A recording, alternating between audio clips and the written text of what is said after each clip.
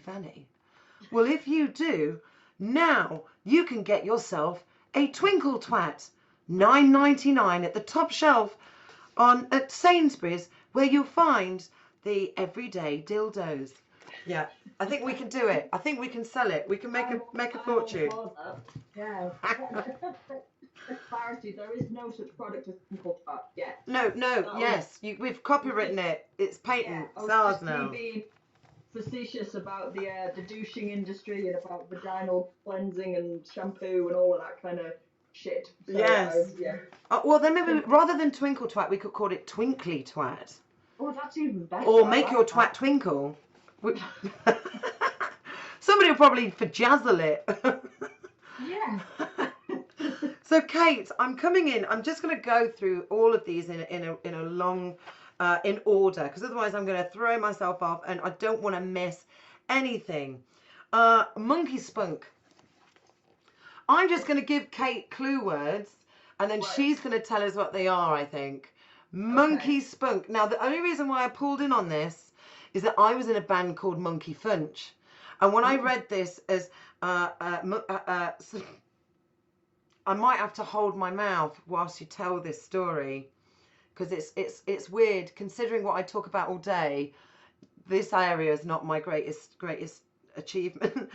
Okay, I'm going to let you lead, Kate. Monkey spunk. Right. That is a chapter about how in the early 20th century, mostly in the 1920s, there emerged a craze for trying to rejuvenate men's vigour and prowess and ability to get an erection by injecting their testicles with monkey testicles and with substances and weird concoctions sometimes made from monkey semen as well, and other variations. Doesn't work, by the way, just for patient or for monkey, just as it's out there. Other variations on this was someone was injecting goat testicles as well at one point. And I suppose that I suppose I can almost see how it makes sense in a weird way. It's like as you're getting older, you kind of think, it was like at the beginning of understanding hormones and like the role that testosterone played.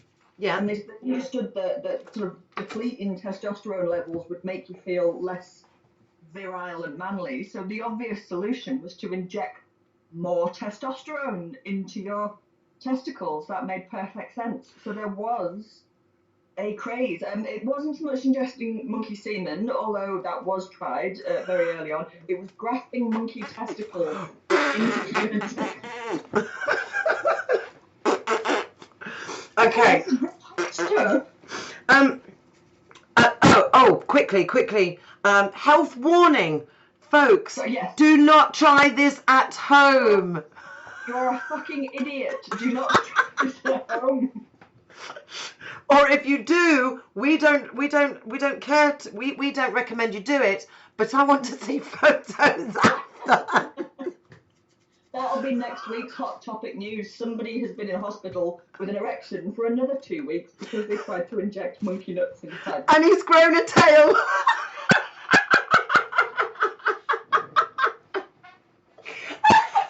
Yes, moving on swiftly. Okay. And you know, serious research. I'm loving this book. I absolutely love this book.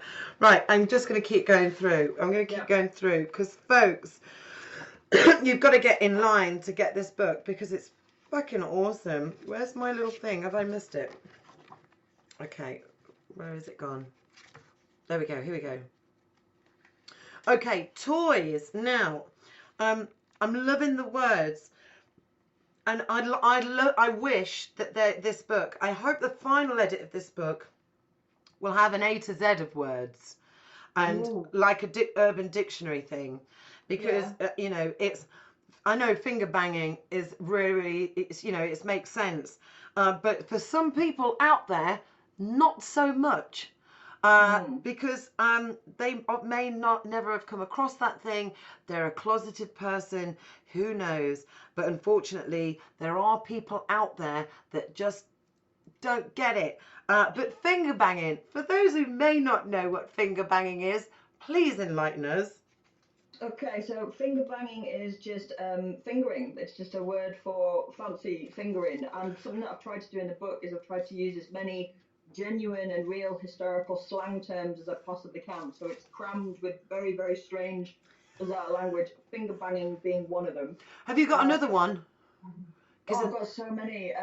Let's see. I quite like Daisy for the vulva for some reason. That's kind of cute. It's kind of like, yes. oh, oh. And Oh, then there's also like Venus Mound, Mossy Grot. That was another one. mossy grot. I'm Mossy loving that. Grot. I ought to write these down because I'm. Whistle Stick for testicles. That's quite a good one. Yeah, whistle stick. Loving it. Loving it. That's a pretty good one, isn't it? Yeah, And yeah. then all the sort of slang around the penis tends to sort of be, you know, like how mighty and amazing it is, like Love Rod and Purple Headed Warrior and just complete nonsense. But Love rod. yeah, Love Rod. Mm. Yeah. Do you know, if anybody is musically gifted out there and would make me a small video of for the love rod, please tweet it out to me because that would be absolutely awesome. I'm just going to move into a poem about rods, so we can speak about dildos. And I really like this one. And there's a fantastic picture. There's a picture there of two lovely ladies getting dildo banged by a guy, and they've got a stool, they have health and safety and everything's all there. This is a 19th century poem about dildos, isn't it? It is, yeah. She flew with the treasure into her room. Its size was the handle of a broom. Oh, what ecstatic moments she passed there, as she threw her legs on the back of a chair. Through each vein in her body the fire lurked. Surely and quickly the engine worked. Face her, back her, stop her, no. Faster and faster flew the old dildo. Brilliant. Absolutely love that. Don't get that on pod, oh dear. Absolutely brilliant. Okay. So now your book has got a good chapter about bikes. Yes. What's the why was it such a fascination to have naked women photographed on bikes? Yeah, and there's lots of them in the book. So in the 19th century, late 19th century, lots of pictures of like pornographic images like this come out of women posing over bikes, and it's not just that, you know, that you sort of have to bend over and straddle a bike, but it's that a bike was actually associated with sort of like rebellion and wayward women, and there was genuine concern from some quarters at doctors that women riding a bicycle with one leg either side and a saddle pushed up against their daisy would cause sexual stimulation and might lead to an orgasm and deranged masturbatory thoughts. So why did they fear the orgasm back then? Well, it's all to do with this idea that an orgasm would weaken your body, and that is a theory that goes right back to the ancient world. And you can still see echoes of it today, like when an athlete might say, "Oh, I don't have sex the night before a fight. Yeah. It weakens me. I need to like stay focused." That idea that sex somehow drains away energy, that's just been around since the ancient time. But in the 18th and 19th century, it really got going again, and doctors started to write books and prescribe treatments to stop people from masturbating with this idea, especially men. They thought that if you masturbated too much, you could get something called spermatorrhea, which was like this kind of weakening of the body and masturbatory insanity. Oh, I like that. Yes. And it kind of, no, right, there's no truth in it. It doesn't at all. Please crack your marbles and come to your heart's content. It's really good, yeah.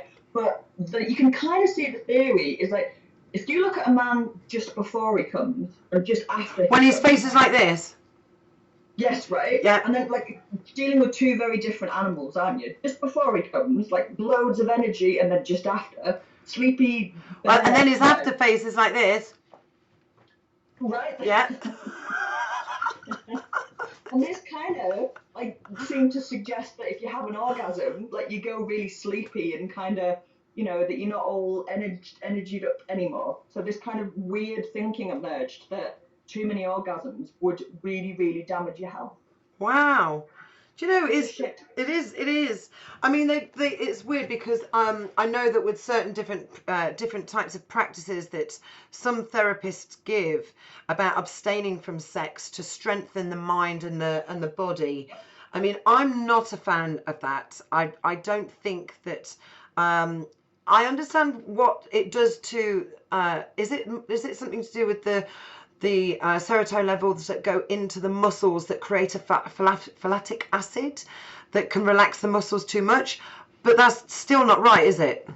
No, there's a lot of pseudoscience around about it that you sort of get in neo-tantric movements and things like that will tell you that orgasms cause like massive crashes of serotonin and dopamine in the brain that takes ages to recover. And while there are crashes in the brain, you do bounce back pretty quickly, and you always have. In fact, orgasming regularly is really good for you. It will decrease your chances of prostate cancer by a third. Absolutely. You have got a penis, and they also, they a host of other benefits, but there's no scientific backing on this, don't have an orgasm stuff. But if people find that it helps them in some way, or it's like because it can be quite a spiritual practice for some people, abstaining from orgasm, then it's fine. You do you knock yourself out, but it doesn't have any scientific backing to it. I've got Bedroom Taboo saying, wasn't there some doctors who would relieve women from hysteria with sex? Now, you're rushing us because there's a device, isn't there? Where's the device? Yeah. There's a very, very well entrenched and well established myth that Victorian doctors invented vibrators to masturbate women to orgasm. That's right. It didn't happen. Where is it gone? Is it there? That's it. No, that's cleaning. That's hair removal. Smell. Is it this one? Toys? Sex dolls? The Victorians did invent the vibrator, but it was used as a massaging implement. And if you look at it, it looks like a giant battery with kind of like electrical things coming off of it. It's not internally. There it is. There it is. That's not something you want in your clacker, is it? Not in that twinkle twat. No. The Victorian doctors were doing weird things to their female patients. They were doing something called pelvic massage, which was just fancy finger banging. That's what that was. So what about this one? Where did this one evolve from? That one is a Victorian massager. Yeah. Is what that is. And you kind of turn the hand crank and it looks like a whisk, and the button bit would kind of pound up and down. And it was actually used as a massager. But that doesn't mean that some people didn't put it to the kinky uses. And in early porn films, you can see it being used, not internally, not on women, but setting up that kind of sexy masseuse fantasy. So you can see it being used there. But it's not, I mean, if you look at it, does that look like a sex toy that's going to bring you off? Well, I'm very resourceful. I'm very resourceful. So I'm sure I can find something with that, right? Yeah. You work with what you've got, you know. Absolutely. But as the other pictures there show, they knew what a dildo and a vibrator looked like. They didn't need to come up with a weird egg whisk. I love the fact that you've actually got a picture of pegging here. Oh yeah. Guys, all the guys watching this, it's been going on for ages. It doesn't mean that you're gay or anything like that. Just try it. And my favourite bit about that picture is that she's fashioned testicles as well. They're monkey nuts. They're the monkey nuts just before he's about to have them. Definitely. And I've just got rid of the website fruitandvag.com because in the Sex Workers Opera, when I used to play Flossie as a character who used to insert vegetables, I used to say, I get my 5 a day. It's the healthiest way to your 5 a day on fruitandvag.com. And then it's not a real website, folks, so just before you think anything, I love the fact that I presume is it a carrot? I don't know what or is it a turnip? No. Buy the book and write in with your suggestions. It looks like an aubergine, I don't know. No, it can't be an aubergine because you've got this wiggly bits coming off. It's got to be parsnip, I reckon. Parsnip, right? Parsnip. Nice. Okay. Yeah.